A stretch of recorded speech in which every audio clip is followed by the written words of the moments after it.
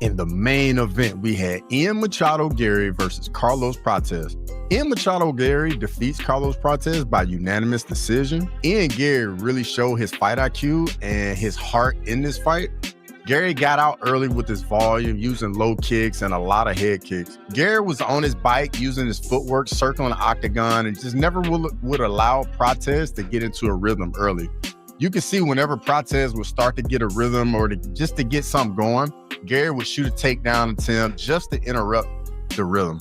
Prates showed really good takedown defense, defending 15 of 19 takedowns from Garry. Even with Garry being in control early, mixing in the takedowns, a little bit of ground and pound, Prates had a very real chance to finish Garry in the 5th round.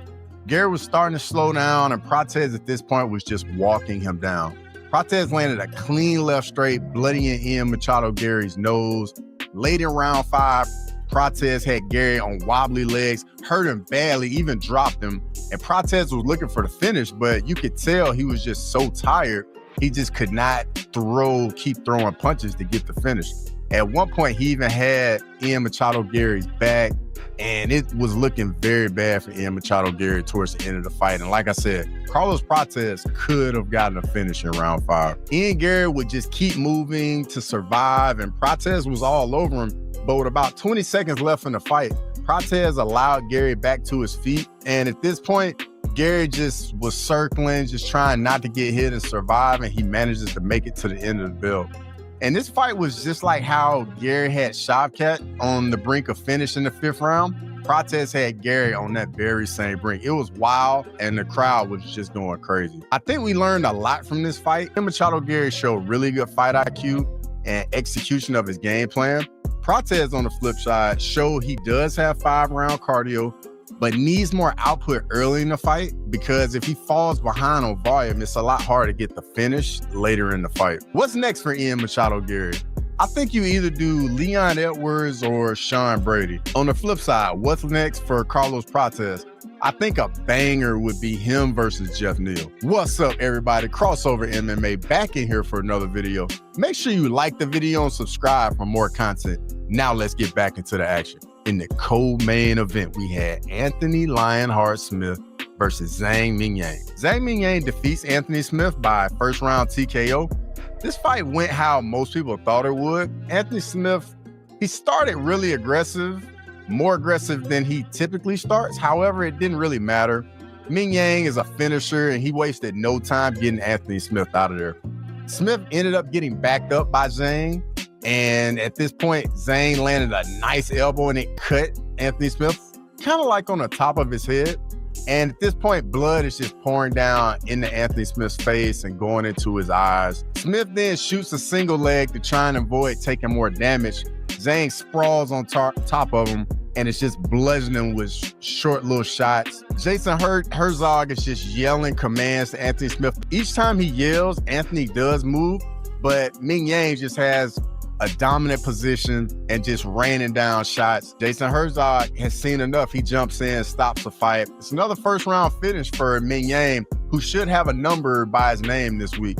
Who's next for Zang Mingyang? I think some good matchups would be either Nikita Krylov, that's coming off, that KO loss to Dominic Reyes, or Azamat Murzakanov. In the featured fight, we had Giga Chikadze versus David Onama. David Onama defeats Giga Chikadze by unanimous decision. This fight was very close and very competitive. Both men had success in the fight. Early on, Giga was really controlling the pace and the distance with his long-range strikes, specifically his kicks. It took Onama a little bit of time to get used to Giga's pace and just these long strikes. Towards the end of round 1, Onama really started getting on the pressure and not giving Giga any airspace to operate. Onama did a really good job following the game plan and just eating up that airspace, like I was saying. And then Onama started mixing in the takedowns and the grappling and using the control to slow Giga down and to drain that gas tank some. Onama showed some real growth in being more measured and following the control game plan. I will say Onama did use some more volume in round 2 to kind of slow Giga down, and then that's when the grappling started to show itself.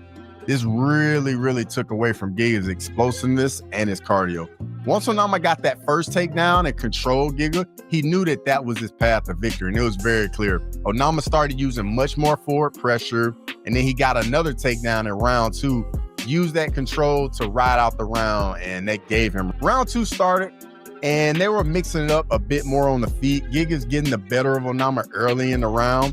Then Onama does it again, gets another takedown halfway through the round, rides out the rest of the round with control time, mixing in some ground and pound, and it ends the fight with Onama being on top. And in my opinion, Onama did enough to get the decision win. David Onama will have a number next to his name this week. What's next for him? I think you could either do Josh Emmett or Dan Ige. In the next fight, we had Michel Pereira versus Abus Magomedov.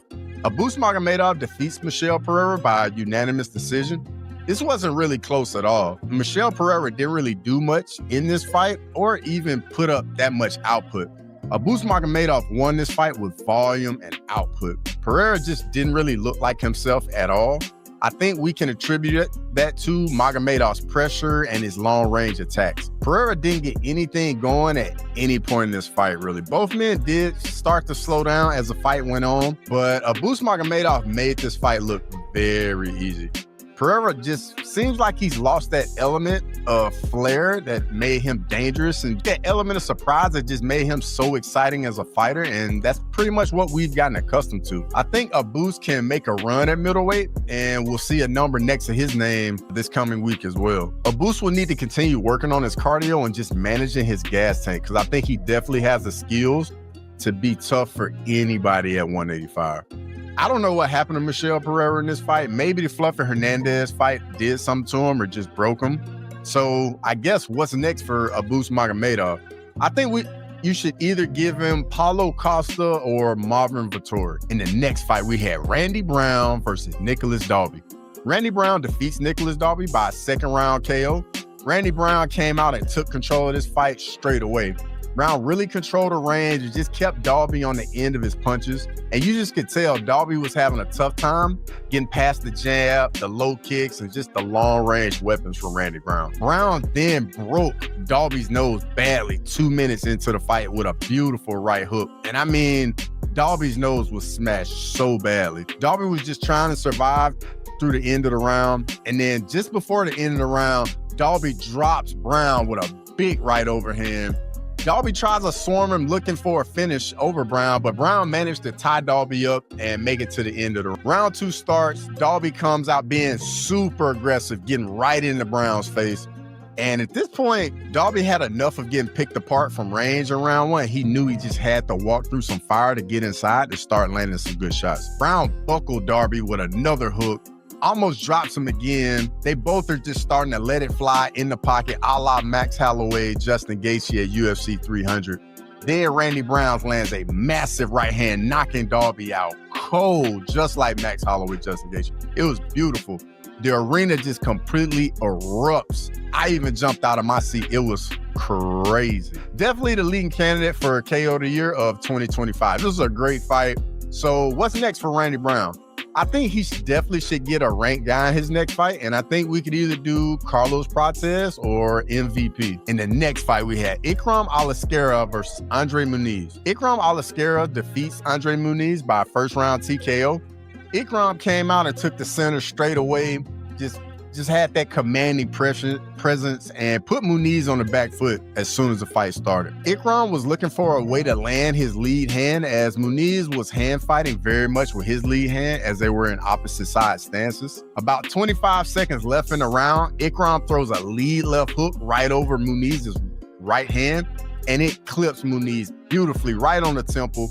Muniz has a delayed reaction and just drops. It's kind of like the Shane Burgos versus Edson Barboza reaction, I think. Ikram swarms Muniz at this point with ground and pound. Jason Herzog steps in, stops the fight, and it's a really good bounce back win for Ikram Aliskerov. So what's next for Ikram? I think he definitely needs a top 15 guy, and I'm thinking we can do Ikram Aliskerov versus Brendan Allen. Now we've come to the prelim highlights. In the next fight, we have Malcolm Wellmaker versus Cameron Simon. Malcolm Wellmaker defeats Cameron Seaman by a first-round TKO. Wellmaker came out controlling the center straight away, but wasn't really throwing much punches. Didn't really have much output. Seaman is being more active, even though he was on the back foot. And at this point, it was looking like Wellmaker was just making reads. He wasn't really throwing or landing much. But when he would throw, he wasn't really landing, but he was getting closer and closer to Cameron Seaman. Seaman throws, and Wellmaker throws a perfectly timed right hook counter, knocking Cameron Seaman out. It was a beautiful shot. And bro, like the prelims were on fire for this card. In the next fight, we have Jaqueline Amorim versus Polyana Viana. Jaqueline Amorim defeats Polyana Viana by a second-round submission. Amorim really dominated this fight. She had no issues getting takedowns and just controlling Viana. In the second round, Amorim wastes no time, gets the takedown 5 seconds into the round. Amorim is just advancing her position and doing whatever she needs to do. Amorim then gets Viana's back, gets the body triangle. Then Amorim gets under the chin and Polyana Viana taps. It's another finish for Jaqueline Amorim, and she is definitely on some momentum. In the next fight, we had Timmy Kwama versus Roberto Romero. Timmy Kwama defeats Roberto Romero by a second-round TKO.